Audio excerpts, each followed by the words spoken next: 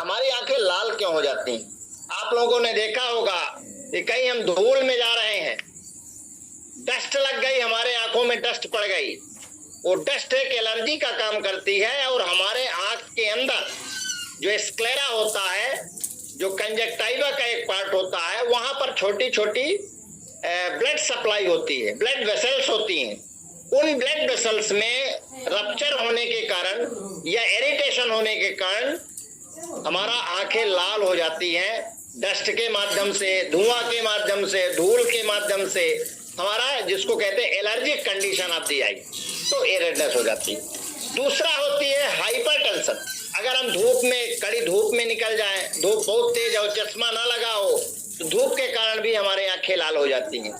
दूसरा कंडीशन होती है हाइपरटेंशन। अगर किसी का बीपी बढ़ा है, ब्लड का प्रेशर बढ़ा है, तो आंख की वेसल्स में भी वो प्रेशर दिखाई देगा और आंख में भी हमारी आंखें लाल लाल दिखाई देने लगेगी।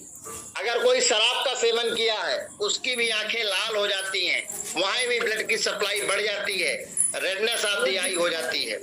माइग्रेन है, अगर किसी को आंख, हमारे सिर में दर्द है, तो सिर के दर्द को, जिसका आधा सिर दर्द करता है, या तो दाहिने साइड दर्द करता है या तो बाएं साइड दर्द करता है, जिसको माइग्रेन कहते हैं। और अगर पूरा दर्द है, हेडेक कहलाता है। माइग्रेन मतलब आधा अगर सिर का दर्द है, उसको माइग्रेन कहते हैं। हो सकता है वो आंख के कारण हो सकता है, आंखों में हो सकता है चश्मा लग रहा हो, या माइग्रेन क्या वो कारण है, अगर हमारे ब्रेन में के अंदर कोई ट्यूमर हो रहा है, उसके कारण से दर्द हो सकता है, चक्कर आ सकता है, कोई हेमेटोमा है, कोई अंदर गांठ पड़ गई है, उसके कारण हो सकता है, कहीं चोट लग गई है, उसके कारण हमारा सिर दर्द हो सकता है। लेकिन हम जनरली आंख के कारण सिर दर्द का होना हम लोग मानते हैं, और आंख की जांच कराना चाहिए। कहीं चश्मा उस्मा का प्रॉब्लम तो नहीं है, तो उसकी आंख की जांच हम लोग करा सकते हैं। तो माइग्रेन के कारण रेडनेस हो सकती है। स्ट्रेस, अगर हमारे तनाव है, अगर हमारे दिमाग में कोई तनाव है, स्ट्रेस है, उसके कारण भी हमारी आंखें लाल हो जाती है। अगर आंख में कोई इंजरी हो गई, कोई चोट लग गई, उसके कारण रेडनेस हो सकती है।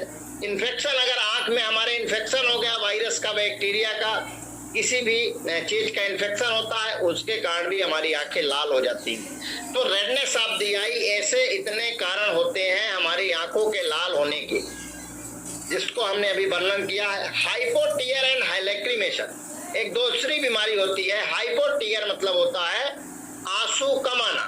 बहुत सारे लोग कहते हैं हमारी आंखें सूखी सूखी रहती हैं, आंसू ही नहीं निकलते, अर्थात उसकी जो लैक्रिमल ग्लैंड्स होती है, जहां से आंसू निकलने वाली ग्रंथि होती है, उस कारण से अगर आंसू किसी कारण से नहीं निकल रहे, लैक्रिमल ग्लैंड प्रॉपर काम नहीं कर रही, तो हमारे आंखों में ड्राइनेस आ जाती है, उसको कहते हैं हाइपोटिया। हमारी आंखें सूखी सूखी हो जाती है, वो आंसुओं की कमी के कारण होती है। आंसू भी जरूरी है। या कभी कभी लैक्रिमेशन होने लगता है, आप देखे होंगे किसी किसी व्यक्ति की आंखों से आंसू लगातार बहने लगता है, बहता ही रहता है। तो लैक्रिमेशन एंड हाइपोटियर, ये दोनों बीमारियां हमारी आंख से संबंधित बीमारियां होती हैं। एक होती है पैरालिसिस ऑफ द आईलिड्स। आप देखे होंगे जो हमारी पलकें होती हैं, ये ऊपर वाली पलक कभी किसी किसी आदमी के झपकती नहीं, ऐसे वो बंद नहीं होती, खुली रह जाती है, उसको कहते हैं पैरालिसिस ऑफ द आईलिड्स, पलक का ना झपकना। पलक के ना झपकने का कारण है हमारी फेशियल नर्व। अगर हमारी फेशियल नर्व कभी इफेक्टेड हो जाए, हमारी फेशियल नर्व इफेक्टेड हो जाए, कभी दाहिने साइड की हो सकती है, कभी बाएं साइड की हो सकता है। एक बीमारी होती है जिसको वेल्स पॉलिसी कहते हैं, फेशियल पैरालिसिस। आप देखे होगा किसी का मुंह टेढ़ा हो जाता है, एक साइड का मुंह टेढ़ा हो गया, आंख बराबर खुलती नहीं है, उसको बोलो आंख बंद करो, उस आंख बंद करेगा लेकिन बंद नहीं होगा, आधी आंखें खुली रह जाएंगी, उसको कहते हैं पैरालाइज्ड। उसका आंखें जो है तो पैरालाइज्ड हो गई, उसकी अपर लिड्स जो होती है पैरालाइज्ड हो गई, वहां की नर्व बराबर काम नहीं करती, वहां की नर्व नसें बराबर काम नहीं करती, जो पलक झपकाने का काम करती है, ऐसी नर्व अपना काम करना बंद कर देती है। क्यों? क्योंकि वो फेशियल नर्व की एक ब्रांच है, जो हमारे फेशियल नर्व की एक ब्रांच होती है, जो आंख को भी सप्लाई करती है, आधे चेहरों के सप्लाई करती है। तो चेहरा भी टेढ़ा हो गया क्योंकि नर्व इफेक्टेड हुई, और हमारी आंख भी टेढ़ी हो गई। उसका अलग ट्रीटमेंट होता है। इसको बेल्स पॉलिसी कहते हैं, जिसको फेशियल पैरालिसिस कहते हैं, या कहते हैं लकवा लग गया, ऐसी बीमारी का नाम है Bell's palsy, due to nerve defect के कारण होता है। एक बीमारी और होती है itching of the eye ball, अर्थात हमारी आंखें जो होती हैं, हमारे आंखों में खुजली होने लगती है। किस कारण से हो सकती है? हमारी आंखों में खुजली इन्फेक्शन के कारण हो सकती है, हमारे आंखों में खुजली हमारे डस्ट के माध्यम से हो सकती है, धुआं के माध्यम से हो सकती है, एलर्जिक कंडीशन अगर है तो उसके कारण से खुजली हो सकती है। तो उसके कंडीशन है itching of the sensation, itching sensation होती है एलर्जिक कंडीशन के कारण। इस समय जो बीमारी चल रही है, बरसात का सीजन है, सर्दी जुकाम का सीजन है और वायरल इन्फेक्शन ज्यादा होता है, तो कंजक्टिवाइटिस। कंजक्टिवाइटिस का मतलब होता है इन्फ्लेमेशन इन द कंजक्टिवा। आंख का एक भाग होता है जिसका नाम है कंजक्टिवा। ये हमारा कंजक्टिवा कहाँ होता है? ये हमारा जो सफेद भाग होता है, इसमें कंजक्टिवा होता है, इसकी एक लेयर होती है। इसमें इस लेयर में अगर इन्फ्लेमेशन हो जाए, सूजन हो जाए, सूजन आ जाए, inflammation in the conjunctiva, conjunctiva में अगर सूजन आ जाए, जिसको कंजक्टिवाइटिस कहते हैं। कंजक्टिवाइटिस में 4 लक्षण होते हैं। पहला लक्षण होता है रेडनेस ऑफ द आई, हमारी आंखें लाल हो जाती हैं। दूसरा लैक्रिमेशन, आंसू बहने लगते हैं, लाल लाल आंखें रहेंगी, आंसू बहने लगेंगे। सैंड फ्लाई आई, ऐसा लगेगा कि हमारी आंखों में कोई बालू झोंक दिया, आंखों में बालू जैसे गड़ेगा। दर्द होगा, ऐसे लगेगा कि बालू भरी हुई आंख में। ये तीसरा लक्षण होता है। और चौथा लक्षण होता है पेनफुल, दर्द होगा। ये 4 लक्षण होते हैं जिसको हम कहते हैं कि उसकी आंख आ गई। आंख का आ जाना मतलब कंजक्टिवाइटिस। ये 4 वायरल इन्फेक्शन से होता है। 4 चीजें इसमें 4 लक्षण होते हैं। पहला रेडनेस, दूसरा पेनफुल, तीसरा लैक्रिमेशन और चौथा सैंडफुल आई। ये 4 चीजें अगर है तो समझिए कि कंजक्टिवाइटिस है। और उसमें एंटीबैक्टीरियल जो हमारे ड्रॉप्स होते हैं, हम लोग उनको ड्रॉप लिखते हैं कि भैया ड्रॉप डालो आंख में, और दवा भी देते हैं साथ में, एंटीबायोटिक देते हैं, एंटी एलर्जिक देते हैं और एंटी एनाल्जेसिक देते हैं। इस तरह की दवाइयां देते हैं। धीरे धीरे उसकी आंख का आना धीरे धीरे कम हो जाता है, ठीक हो जाने लगता। इसको कंजक्टिवाइटिस कहते हैं।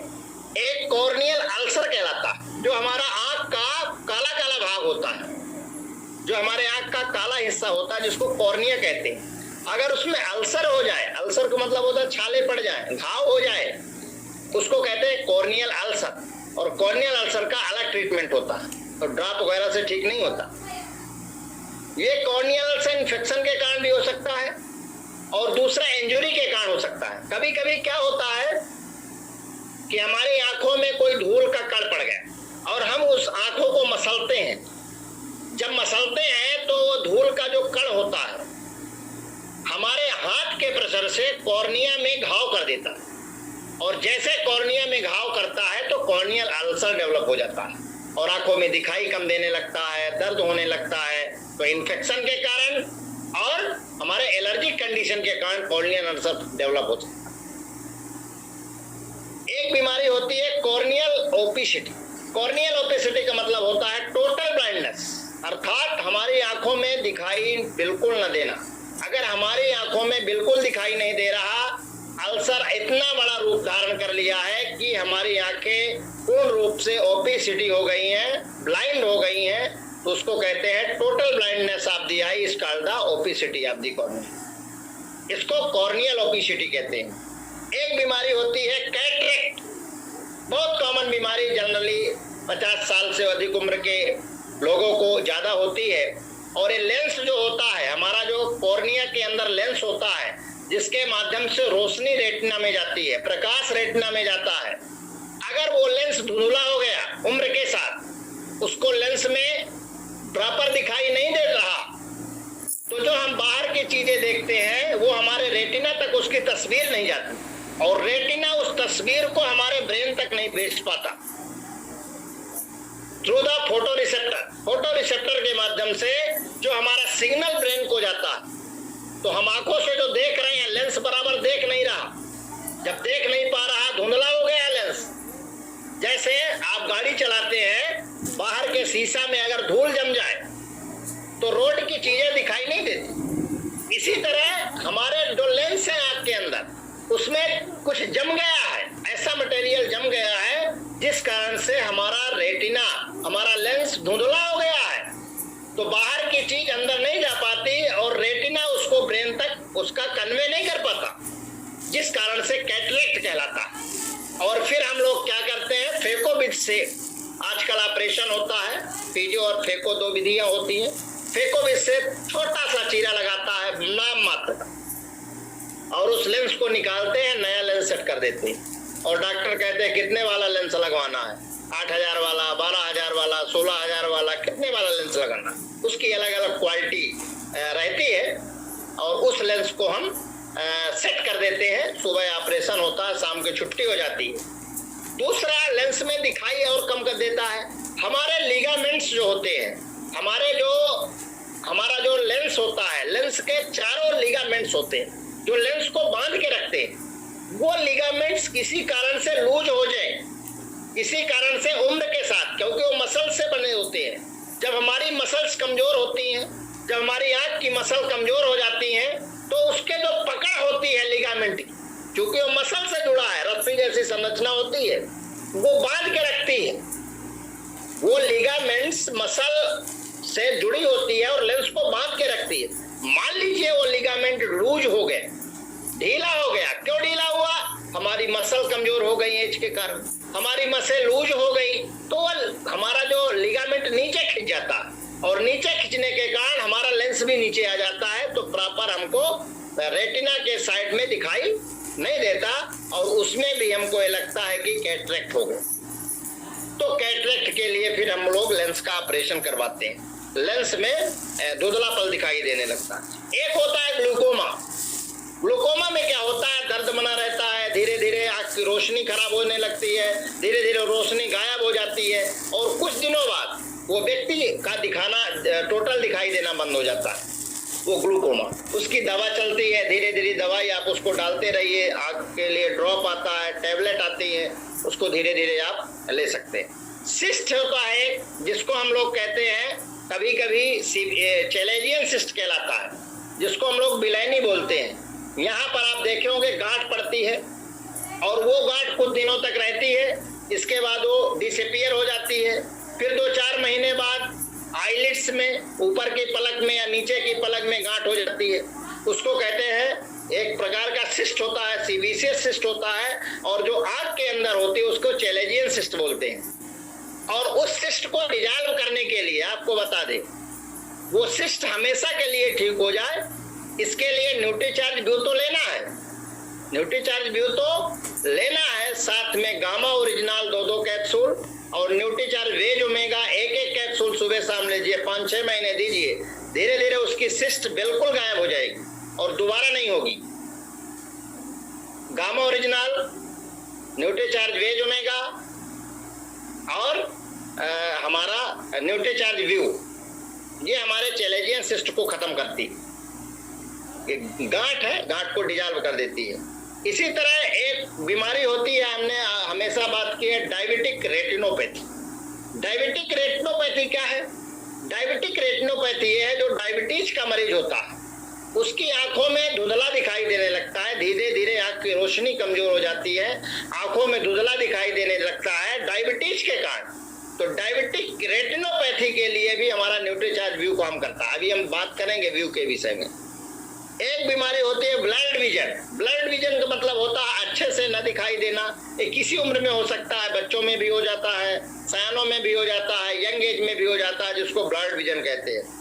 एक नाइट ब्लाइंडनेस कहलाती है, रतौंधी जिसको बोलते हैं, विटामिन ए की कमी से होती है। दिन के तो बढ़िया दिखाई देता है, जैसे शाम होने लगती है, जैसा अंधेरा होने लगता है तो दिखाई देना कम हो जाता है, जिसको कहते हैं विटामिन ए की कमी से नाइट ब्लाइंडनेस, रात में दिखाई कम देना। एक होती है लेजी आई। लेजी आई मतलब ऐसा लगता है कि आंख बंद किए रहे, आंखें सुस्त सुस्त लगती हैं, थकी थकी लगती हैं, देखने की इच्छा नहीं पड़ती, आंखों में रेडनेस रहती है, आंखों में जलन रहती है, आंखें भारी लगती हैं, ये बीमारी जो होती है लेजी फुलाई, लेजी हमारी सुस्त सुस्त आंखें जो कहलाती है, ये भी एक तरह की बीमारी है। इन सारी बीमारियों का भी हम समाधान बताएंगे। एक बीमारी होती है कलरफुल ब्लाइंडनेस, मतलब कुछ कलर को तो हमारी आंखें देख लेती हैं, लेकिन कुछ कलर में डिफरेंशिएट नहीं कर पाती कि ये लाल कलर है कि पीला कलर है कि रेड कलर है, कौन सा कलर है, सफेद कलर है। तो कलर जो हमारा कलर को डिफरेंशिएट करने की ये बीमारी जो होती है, उसको कहते हैं कलर ब्लाइंडनेस। ये इतने तरह की लगभग हमने 15 तरह की बीमारियां आंखों से संबंधित बताई है। इन सारी बीमारियों का हम चाहते हैं कि हमारे पास ये सारी बीमारियां ना हो और भविष्य में ऐसी बीमारियों से हम और हमारा परिवार बचा रहे। हमारे पास न्यूट्रीचार्ज व्यू है। न्यूट्रीचार्ज व्यू में 4 चीजें होती है। अभी हमने रेटिना में बात की थी, ल्यूटीन और जियाजंथीन के वो सेल बने होते हैं। 5 भाग ल्यूटीन होता है रेटिना में और 1 भाग जियाजंथीन होता है। ल्यूटीन और जियाजंथीन के इस रेशियो से हमारे रेटिना के सेल्स जो मैकुला नामक पार्ट में होते हैं, मैकुला के पार्ट में होते हैं, वहां पर फिक्स होते हैं। जैसे हम जब मोबाइल देखते हैं, जब हम लैपटॉप चलाते हैं, जब हम सूर्य के प्रकाश में देखते हैं, जब हमको बल्ब का प्रकाश दिखाई देता है, जब हम टीवी देखते हैं, कोई भी स्क्रीन देखते हैं, उससे ब्लू रेज निकलती। ब्लू रेज जो निकलती है, नीली किरणें सीधे हमारे लेंस को चीर के रेटिना में जाती हैं। बाकी चीजें तो हमारे लेंस से अंदर तक नहीं जा पाती। बाकी रेज बैगनी, जामुनी, नीला, हरा, पीला, नारंगी, लाल, 7 प्रकार की जो किरणें होती हैं, ये 7 में से नीली किरण ये ऐसी किरण होती है ब्लू रेज, जो हमारे रेटिना में जाती है, लेंस को चीर देती है और अंदर तक जाती है। और रेटिना में एक पार्ट होता है मैकुला, जहां ल्यूटीन और जियाजंथीन के सेल होते हैं। वो जो ब्लू रेज होती है, ल्यूटीन और जियाजंथीन के सेल को डैमेज करती है। जैसे वो सेल डैमेज होते हैं, उनका 5:1 का अनुपात होता है। 5 भाग ल्यूटीन होता है, 1 भाग जियाजंथीन होते हैं। जैसे इनका अनुपात डिस्टर्ब होता है, जैसा इनका अनुपात सेल्स का डिस्टर्ब होता है, वैसे हमको आंखों में कम दिखाई देने लगता है, धुंधला दिखाई देने लगता है, आंखों में, सिर में दर्द होने लगता है, ब्लड विजन हो जाता है, आंखें थकी थकी लगती हैं, कमजोर लगने लगती हैं और 25 साल 20 साल की उम्र में चश्मा लगने लगता है। ऐसी स्थिति होती है। हमारे न्यूट्रीचार्ज व्यू में 20 mg ल्यूटीन है और 4 mg जियाजंथीन। 20 mg ल्यूटीन है और 4 mg जियाजंथीन सेम उसी रेशियो में है जो प्रकृति ने हमारे रेटिना में डाला है।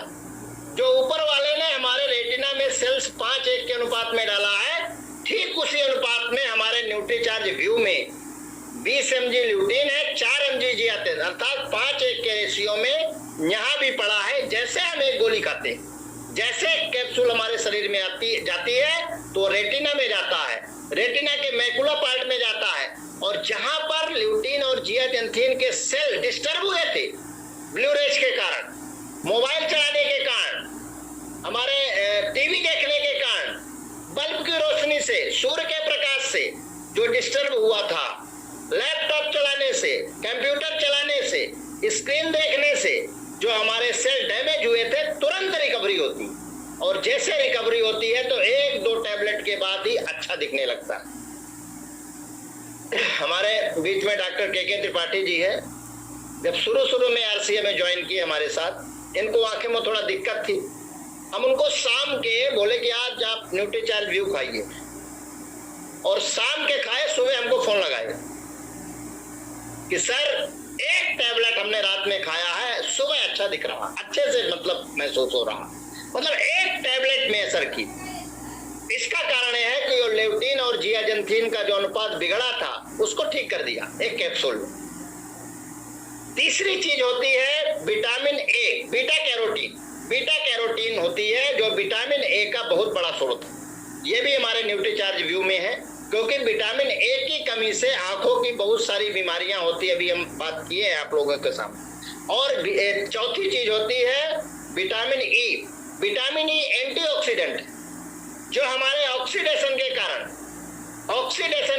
जो हमारे आंख के अंदर के सेल डैमेज हो रहे थे, ऑक्सीडेशन के कारण जो हमारे अंदर के आंख के सेल डैमेज हो रहे थे, वो डैमेज होने से रोकता है। एंटीऑक्सीडेंट, ऑक्सीडेशन के विरुद्ध काम करता है। इसीलिए नाम है इसका एंटीऑक्सीडेंट। ये विटामिन ई होता है, स्पेशली आंख के एंटीऑक्सीडेंट के रूप में काम करता है और आंख को ब्लड विजन से रोकता है, धुंधलापन होने से रोकता है, आंख की बीमारियों को ठीक होने से रोकता है। जो आंख में फ्री रेडिकल्स हैं, जो फ्री रेडिकल्स हमारे आंखों में घूम रहे हैं, जो भविष्य में बीमारियां पैदा करेंगे, उन फ्री रेडिकल्स से लड़ने की क्षमता विटामिन ई में होती है, जो हमारे न्यूट्रीचार्ज व्यू में है। तो इस तरह से हमको न्यूट्रीचार्ज व्यू लेना है, ल्यूटीन और जियाजेंथिन जिसमें होता है। किसको लेना चाहिए न्यूट्रीचार्ज व्यू? जिनकी उम्र 14 वर्ष से ज्यादा है। अब तो बच्चों के लिए भी आ गया है गैम्बोज, जिनको 12 साल से कम उम्र के हैं उनको भी हम दे सकते हैं न्यूट्रीचार्ज व्यू। उसकी एक अलग डोज है, उसमें एक अलग अनुपात में मिला हुआ है, बच्चों के लिए आया है। ये सयानों के लिए हम बात कर रहे हैं जिनकी उम्र 14 से ऊपर है। ऐसे लोगों के लिए किसी उम्र के लोग खा सकते हैं, महिला पुरुष सब ले सकते हैं। डायबिटिक रेटिनोपैथी वाले लोग ले सकते हैं, जिनको डायबिटीज के कारण आंख में कम दिखाई दे रहा है, ऐसे लोग न्यूट्रीचार्ज व्यू ले सकते हैं। जो लोग मोबाइल चलाते हैं, दुनिया में हर व्यक्ति आज के डेट में मोबाइल चला रहा है।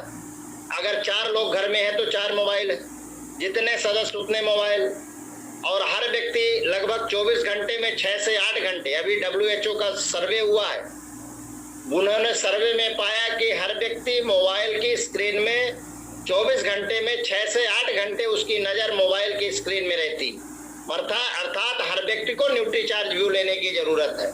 जो मोबाइल चलाते हैं, जो लैपटॉप चलाते हैं, जो कंप्यूटर चलाते हैं, जो बल्ब की रोशनी में रहते हैं, जो जिनके ऊपर सूर्य का प्रकाश पड़ता है, जो गाड़ी की रोशनी की उसके आंखों में पड़ती है, टीवी की रोशनी जिसके आंखों में पड़ती है, इन सारी चीजों में ब्लू रेज होता है और वो ब्लू रेज हमारी आंखों को डिस्टर्ब करता है, खराब करता है। इसके लिए न्यूट्रीचार्ज व्यू हमको पहले से लेने की जरूरत है। जिन लोगों को चश्मा लग रहा है, चाहे वो 30 साल का हो, चाहे 40 साल का हो, चाहे 50 साल का हो, जिन लोगों को चश्मा लग रहा है, ऐसे लोग न्यूट्रीचार्ज व्यू ले सकते हैं। जिनकी उम्र 40 से ज्यादा हो गई है भविष्य में, इसीलिए कहते हैं चलिस्मा का मतलब 40 के ऊपर चश्मा लगने की स्थिति हो जाती है, उसके पहले से हम न्यूट्रीचार्ज व्यू लेना चालू करेंगे। जिनके आंखों में जलन है, जिनकी आंखों में धुंधलापन दिखाई देता है, जिनकी आंखें थकी थकी लगती हैं, जिनकी आंखों में खुजली हो रहा है, जिनके सिर में दर्द हो रहा है, ऐसे सिर और आंख से संबंधित जो बीमारियां हैं, उन सब लोगों को न्यूट्रीचार्ज व्यू हम लेने की सलाह देते हैं। न्यूट्रीचार्ज व्यू अगर लेंगे तो निश्चित है कि ऐसी आंख से संबंधित बीमारियों से हम बचे रहेंगे। एक कैप्सूल लेना है। जिनका चश्मा बार बार बढ़ रहा है, जिनका पावर बार बार बढ़ रहा है, उनको पावर को कम करने के लिए आप न्यूट्रीचार्ज व्यू ले सकते हैं। लेना कब है? आपको नाश्ता के बाद लेना है। एक कैप्सूल लेना है, दिन में 1 बार लेना है। 14 साल से अधिक उम्र के लोगों को लेना है। 1 गिलास पानी से लेना है। इस तरह से न्यूट्रीचार्ज व्यू मैरीगोल्ड फ्लावर से बना है, गेंदा के फूल से बना है, जिसमें ल्यूटीन और जियाजेंथिन पाया जाता है। कोई इसमें केमिकल नहीं है, टोटल हर्ब्स है जो हमारे प्राकृतिक रूप से हमारे आँख की रोशनी को बढ़ाते हैं। इस तरह से आप न्यूट्रीचार्ज व्यू 1 कैप्सूल लीजिए। बहुत सारे लोगों को एलर्जी होती है। बहुत सारे लोग हमारे पास फोन आता है कि डॉक्टर साहब, जब हम घर में झाड़ू लगाते हैं उससे जो धूल उड़ती है, उस धूल के कारण छींक आने लगती है।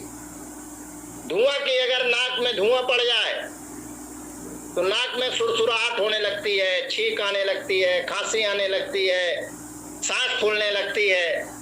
अगर रोशनी में निकल जाए सूर्य के प्रकाश में, तो सूर्य के प्रकाश से एलर्जी है, धुआं से एलर्जी है, धूप से एलर्जी है, डस्ट से एलर्जी है, सेंट से एलर्जी है। बहुत सारे लोगों को सेंट से एलर्जी है, स्प्रे से एलर्जी है, खुशबू वाले तेल से एलर्जी है, अगरबत्ती के धुआं से एलर्जी है। हमको खुद थी, आपको बताएं, RCM के पहले 2019 के पहले हमको खुद एलर्जी थी। हम सुबह जब उठते थे, सर को हम बताए थे, आदरणीय आरबी सर को, जब हम सुबह उठते थे तो आपको ताजुब होगा, कम से कम 1000 छींक आती थी। जैसे सुबह उठते थे 1000 छींक। सरसों का तेल, लहसुन डाल के रखते थे कटोरी में और तुरंत नाक में डालते थे, तुरंत नाक से सोखते थे। तब नाक बहने लगता था, छींक आने लगती थी, ये स्थिति थी। 2019 में जब न्यूट्रीचार्ज S5 लॉन्च हुआ, हम दिल्ली गए थे त्यागराज स्टेडियम, वहां पर 5 पैकेट हम वहां से लाए थे। 5 पैकेट लाए, हम कहे कि पहले हम खाएंगे इसको, पहले खुद खाएंगे, हमारा अगर ठीक हो जाएगा तो हम फिर लोगों को बताएंगे। हमने आपको बताए कि हम वहां से लाए, 10 दिन हमने सुबह शाम खाया एक एक कैप्सूल, भोजन के बाद 1 गिलास पानी से। थोड़ा स्ट्रांग होता है क्योंकि 100 नीम की पत्तियों के बराबर इसमें अर्क होता है। पुदीना है, एलोवेरा है, ब्लैक सीड है, नीम है, कलौजी है जिसको बोलते हैं, ऐसी चीजें इसमें मिली हुई हैं, तुलसी है। तो इस तरह से इसको हमने खाया और 1 गिलास पानी पिया, सुबह शाम 10 दिन तक खाया। इसके बाद कुछ ठीक लगा तो एक टाइम कर दिया और हम लगभग 5 से 6 महीने उसको खाए। 6 महीने के बाद आपको बताएं ठीक कैसे होती है, हमको नहीं पता, जड़ से खत्म हो गई, गायब हो गई। जहां लिवोसिट्रिजिन मोडुलोकास्ट लेना पड़ता था, एलर्जी की दवा लेना पड़ता था, महीने में पता नहीं कितने बार हम दवाई लेते थे, लगता था मौत हो जाएगी, वो हमारे शरीर के अंदर गई, इतना अच्छा काम करी, हमारे शरीर की इम्यूनिटी बूस्ट हो गई, हमारे रोग प्रतिरोधक क्षमता मजबूत हो गई, और तब से न छींक आई, न सर्दी हुई। सीजनल कभी थोड़ा बहुत वो अलग चीज है, अब हम सेंटेड आइटम भी लगाते हैं, खुशबू वाले तेल भी लगा लेते हैं, RCM का जो आता है, ठंडा तेल लगा लेते हैं, ठंडा कूल RCM में जो आता है वो भी लगा लेते हैं, अगरबत्ती भी लगाते हैं, रोज डस्ट में चलते भी हैं, कभी कोई एलर्जी नहीं होती। क्यों? क्योंकि हमारे अंदर न्यूट्रीचार्ज S5 ने शरीर के अंदर एंटी एलर्जिक सॉफ्टवेयर